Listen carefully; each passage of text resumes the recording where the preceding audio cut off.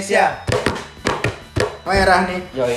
Di hari Senin sore yang Mendung, resah, gelisah. hujan awet banget ya Tapi dari kemarin malam. Kita sore ini sedikit bangga bang, karena tim Thomas Indonesia berhasil membawa pulang trofinya kembali setelah 19 tahun Puasa gelar. puasa gelar. Terakhir kali tim Thomas Indonesia menjuarai Thomas Cup itu tahun 2002 ya, Ndri? 2002. Di Guangzhou, Cina ketika mengalahkan Malaysia di final dengan skor 3-2. Nah, keberhasilan Indonesia sendiri menggagalkan hasrat Cina untuk mengawinkan gelar Uber dan Thomas bang. Iya betul, sekaligus kita juga menggagalkan Cina yang sebagai statusnya sebagai juara bertahan Iya.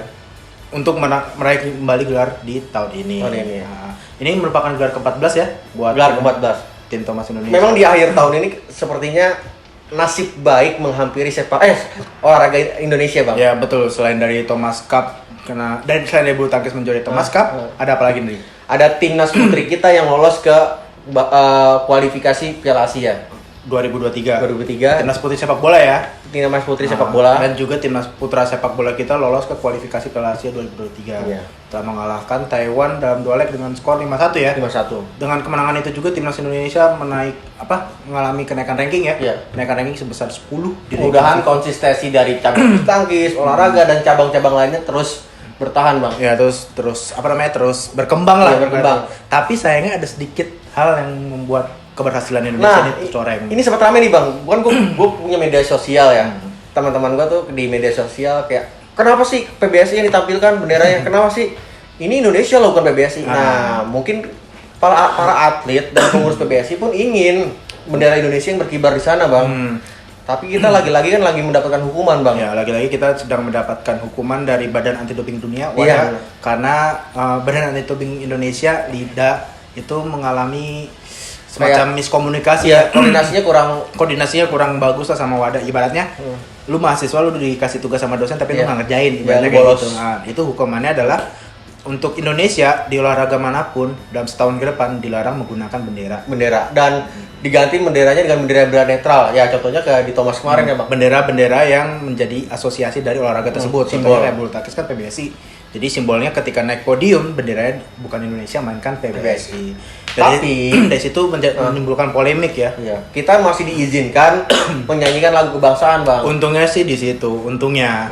Tapi ya lagi-lagi mendapatkan polemik ya dari Iya. tadi pagi hingga saat ini tuh puncaknya adalah ketika Menpora bersama LIDA itu meminta maaf. Iya. Meminta maaf kepada masyarakat soal kasus ini dan meminta Raja Sabta Okto untuk mengurus ini, untuk membantu lah ibaratnya, bukan mengurus, untuk ibaratnya membantu untuk menyelesaikan permasalahan ini. Masa iya sih setahun kita kompetisi olahraga? Nih bang, pengamat olahraga juga Akmal Marhali kan, dia menyatakan bahwa menekan Menpora untuk mundur dengan kecacatan ini, karena ya sedikit mencoreng sih bang prestasi kita, tapi bendera merah putih enggan berkibar di sana. Ya emang sangat disayangkan sih, apalagi kita udah puasa ya, puasa 19 gelar. tahun, terus kita juga berhasil menumbangkan juara bertahan Cina. Iya.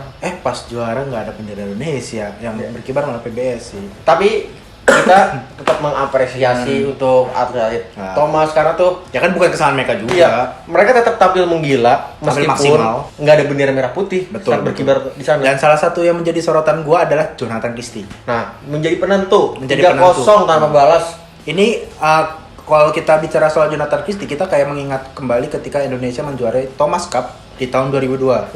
Kala itu tunggal putra juga, namanya Hendrawan yang sekarang jadi pelatih tunggal Malaysia, penentu ketika mengalahkan Malaysia. Dan saat ini pun Jonathan Christie juga menjadi penentu ketika mengalahkan Li Shifeng dari Cina.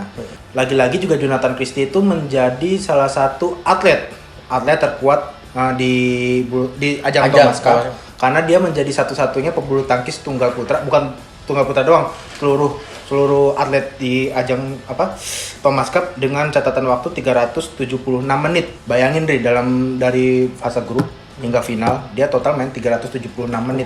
Dan menit yang paling lama itu ketika mengalahkan Anders Antonsen di semifinal. Orang yang Denmark itu ya. Peringkat 3 dunia sekaligus tuan rumah dari kompetisi. Nah bang, pas laga final sendiri kan dia gue liat Jonathan Christie tuh tampilnya apik banget bang. Tenang, konsisten, kayak fokusnya penuh. Dilihat tuh pas sebelum pencapaian terakhir penentu dia pebulu tangkis Cina udah Fisiknya udah kedodoran banget, Bang. Kedodoran banget. Banyak yang bilang bahwa kalau lu perhatiin nih, kemenangan Jonathan Christie itu semuanya diraih dari rubber game. Kecuali pas lawan Aljazair tentu kan, karena Aljazair sendiri bukan negara bulu tangkis. Tapi ketika melawan negara-negara bulu tangkis seperti melawan Taiwan, kemudian melawan Malaysia, Denmark, bahkan Cina kemarin, itu semuanya melalui rubber game, alias Jonathan Christie mengajak musuhnya untuk bermain lama. Iya. Padahal kan sebelum cepesan Jonathan gak bisa dihalau kan, musuhnya juga ngemes kan Bang. Tapi bisa kayak mudah banget Jonathan. Mudah banget ya. Jadi emang Jonathan Christie emang dikenal sebagai pemilik fisik yang kuat, stamina yang panjang, dan juga bahkan legenda Denmark sekala itu si Martin Fors sekaligus komentator BWF mengatakan bahwa Jonathan Christie ini penampilan terbaik yang pernah dia lihat dalam ajang ini. Dia yang pokoknya Martin Fors selama melihat Jonathan Christie penampilan terbaiknya ya di Thomas Cup ini. Gitu. Bahkan Jonathan Christie pun mengiyakan kalau penampilan terbaiknya adalah di Thomas Cup, melebihi dari saat dia menang medali emas di Asian Games 2018. Ada apa sih Bang dengan Jonathan? Ya kalau apakah di program latihannya diintensifkan lagi sama dia, ditambah? Kalau kita bicara soal Jonathan Christie ya, Jonathan Christie itu mulai bangkit ketika masuk ke fase gugur. Karena waktu lawan Thailand dia kalah kan, kemudian waktu lawan Taiwan kebetulan menang, tapi lawannya juga nggak terlalu kuat sih. Dan puncaknya adalah ketika melawan Malaysia menang. Puncaknya lagi ketika melawan Denmark, Anders Antonsen tuh salah satu pebulu tangkis terkuat di dunia, peringkat 3 dunia setelah Momota dan Axelsen. Axelsen sendiri pada laga lawan Indonesia menang kan melawan Ginting. Hanya Antonsen saja tunggal putra Denmark yang kalah. Di sini menjadi ibaratnya kayak jungkir balik lah. Jungkir baliknya Indonesia untuk mengalahkan Denmark, karena sebelum pertandingan Indonesia lawan Denmark itu dijagokan karena tunggal putranya yang paling kuat ras dunia. Kan formatnya kalau di Thomas Cup tuh tunggal putra, ganda, tunggal, ganda gitu kan. Tunggalnya ada 3 kan. Sedangkan kita tunggalnya tuh di bawah secara kelas di bawahnya mereka. Dari 2 tunggal awal. Terbukti Axelsen menang kan lawan Ginting. Tapi puncaknya Jonathan Christie mampu memutarbalikkan fakta kalau dia bisa tampil menggila dengan mengalahkan Antonsen dalam durasi waktu 100 menit. Antonsen pun sempat mengalami kram waktu pertandingan itu mungkin Jonathan tuh melihat nih bagaimana sih kondisi fisik lawannya. Dia mencoba memanfaatkan kelebihannya Bang. Fisik dan stamina. Wah, gue oke nih kalau main rubber game kan. Tapi yang menjadi sorotan juga sih dari netizennya juga sih. Ya itu Bang, ada yang bilang gara-gara legging. Iya, gara-gara legging. Kalau lu perhatiin juga momen dimana Jonathan Christie meraih Asian Games 2018, dia menggunakan legging kan. Dia mirip juga kayak Muhammad Hasan ketika bermainnya lagi on fire, pakai legging juga kan. Kalau Muhammad Hasan mungkin karena faktor agama yang menutup aurat. Kalau Jonathan Christie mungkin karena faktor kenyamanannya dia menggunakan legging yang kata netizen bisa mampu menyerap keringatnya jadi sehingga bisa bermain fokus. Kita nggak tahu ya bagaimana, itu kan di luar lapangan ya. Tapi emang ketika Jonathan Christie menggunakan legging itu berbeda permainannya. Mungkin lagi-lagi kan kita berlaga kan kenyamanan yang mencari. Kenyamanan. Ketika nyaman, semua performa kita bakal keluar Bang di lapangan. Betul. Terus habis itu juga selain Jonathan Christie, sorotan juga tertuju pada Hendra Setiawan. Hendra Setiawan sempat bermain sekali ketika melawan Aljazair. Habis itu dia nggak pernah main sampai akhirnya meraih trofi Thomas Cup. Tetapi ini menjadi trofi paling spesial buat Hendra Setiawan karena dalam karirnya ini sebagai pelengkap lah ibaratnya. Trofi-trofi besar dalam ajang bulu tangkis semua pernah dia dapat kecuali Sudirman ya. Dan Thomas Cup sekarang di usianya udah 36 tahun. Berarti kan dia hampir pensiun kan? Pensiun. Jadi dia kayak seakan-akan hampir melengkapi achievement-nya. Teka-teki yang hilang. Teka-teki yang hilang. Nah Bang, bicara Thomas pasti kan berkaitan dengan Uber Bang. Oh iya. Nah, tim Uber Indonesia juga harus dibanggakan Bang, diapresiasi karena tuh dia berhasil maju hingga perempat final. Kalah dengan Thailand 3-2. Itu kekalahannya lawan Thailand itu bukan tanpa perjuangan ya. Tanpa perjuangan. Mereka bermain ngotot juga ya, walaupun pada dasarnya tunggal putri kita semua emang pada kalah kelas. Nah, bukan kegagalan. Hasil akhir tim Uber kita itu mau nambah catatan. Indonesia hanya 5 kali sampai di perempat final. Sudah 5 kali. Berturut-turut ya. Berturut. Terakhir kali. Terus pernah masuk runner up tuh pada 2008, semifinalis dan 2010. Oke. Cukup lama juga ya. Tapi emang pada dasarnya Uber itu kan hanya menargetkannya emang sampai perempat final ya. Iya. Melihat komposisi pemain yang ada dan melihat kompetisi negara-negara pesaing yang pemainnya tuh kuat-kuat kayak Jepang, Cina, Korea Selatan itu kan kuat-kuat, ada lebih berkembang dan maksudnya lebih bagus juga pola permainan mereka. Untuk saat ini tim Uber kita juga baru meraih 3 trofi Bang.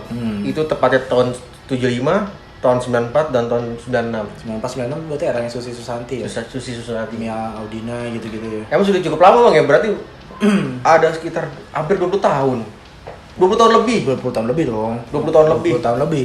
Ya ini menjadi PR sih, menjadi PR untuk PBSI bagaimana mengembangkan Uber agar bisa seperti Thomas. Iya, benar. Tim Thomas kita ya, walaupun menjadi PR tapi tetap aja kita apresiasi lah ya. Kata Kabid Binpres PBSI, Rione Rioni Mainaki. Ada persoalan Bang di Uber kita, konsistensi Bang, dan mengatasi tekanan. Ya, konsistensi. Kalau gua pribadi melihat emang secara teknik kita nggak kalah jauh, Ndri. Iya. Jujur aja, secara teknik kita kalah jauh. Itu terlihat dari ganda putri kita. Grecia Poli sama Apriani Rahayu adalah menjadi simbol bulu tangkis wanita Indonesia bisa meraih ajang bergengsi di Olimpiade 2020 kemarin. Itu artinya kualitas yang PBSI berikan kepada tim-tim putri kita itu nggak kalah jauh ibaratnya. Hanya saja berarti permasalahannya adalah mental ya. Mental dan pengalaman ya. Kalau dilihat dari tunggal putrinya saja, umurnya juga masih muda. Masih banyak waktu untuk berkembang dan banyak waktu untuk berprestasi. Masih ada Gregoria, Putri KW dan Esther itu masih bisa berkembang lah. Umurnya masih muda, harus ikut banyak kompetisi ke depannya untuk melihat bagaimana permainan-permainan level dunia ya dan mengaplikasikannya ke dalam diri mereka. Kita kan memang Uber kita gagal di perempat final Bang ya. Tapi bukan katakan gagal Bang, karena kan target emang sampai 4 besar. Targetnya emang sampai 4 besar. Tapi yang menjadi menarik adalah kita bicara soal masa depan ya. Iya. Nah, itu saat ini perempat final tapi mungkin kedepannya juga mungkin bisa bertambah semifinal targetnya atau mungkin final gitu kan. Ya nggak ada yang tahu ya bagaimana nanti PBSI dan para tunggal putri kita mengikuti kompetisi dari BWF World Final. Ya tinggal bagaimana evaluasinya Bang. Thomas sudah berhasil, tinggal waktunya Uber. Tinggal waktunya nih. Nah, terus kalau gua ngelihat juga dari tim putra kita juga ada beberapa nama-nama yang kiranya akan bersinar ke depannya kayak Daniel Martin dan Leo Roli. Daniel Martin tuh lebih beruntung sih menurut gua karena dia ditunjuk sama Muhammad Hasan untuk bermain bersamanya kan di Piala Thomas Cup ketika melawan Taiwan. Terus dia juga ditunjuk sama Kevin Sanjaya di final melawan Cina, hanya saja nggak bermain. Nah, katanya atlet nggak bisa pulang loh ya? Apakah karantina apa gimana sebenarnya itu? Bukan karena dingin. Ini lebih ke arah kompetisi akan dilanjutkan lagi. Oh, berarti mereka tuh istirahat di Denmark. Istirahat di Denmark karena pada tanggal 19 besok akan ada Denmark Open, Dri. Oh, jadi lanjut. kelas 1000 loh, jangan salah. Berarti dalam artian kelas 1000 ini kelas yang sangat bergengsi dalam seri-series BWF. Makanya pemain-pemain kayak Kevin Sanjaya, Marcus Gideon, Ginting, Jojo, kemudian dari putrinya itu ada Grecia Poli, Gregoria, itu nggak langsung pulang, tapi mereka langsung bermain. Hanya beda tempat doang kok kalau nggak salah. Kalau di kemarin kan Thomas Cup di Aarhus, kalau nanti di Denmark tuh di Odense kalau nggak salah, Odense Denmark. Ya kita berharap mereka sekarang jaga kesehatan. Nah, menjaga kesehatan, cuaca di sana katanya juga cukup dingin ya mengingat. Apalagi mereka baru kelar kompetisi yang sedikit keras kan. Baru tanggal 17 kelar, tanggal 19 udah mulai lagi. Istirahat cuma tanggal 18. Itu juga perjalanan kan dari Aarhus ke Odense gitu kan. Ya menjadi ya kita dukung aja lah dari Indonesia. Apapun hasilnya kita percaya pada mereka. Pasti tampil maksimal. Meskipun nggak ada bendera merah putih nantinya lagi ketika menjuarai ketika naik podium ya, nggak ada bendera merah putih ya, tapi nothing tulus lah ya untuk mengharumkan nama bangsa. Yang penting lagunya masih bisa bersuara. Bisa bikin merinding. Kita nantikan lagi gimana perkembangan para atlet kita di Denmark ke depannya. Nanti di akhir tahun itu ada 3 turnamen besar di Bali. Indonesia Open, Indonesia Master, dan BWF World Finals. Di situ adalah puncak dari bulu tangkis dunia tahun ini. Begitu gue Kosmas, gue Andri Bagus. Salam G-Sport.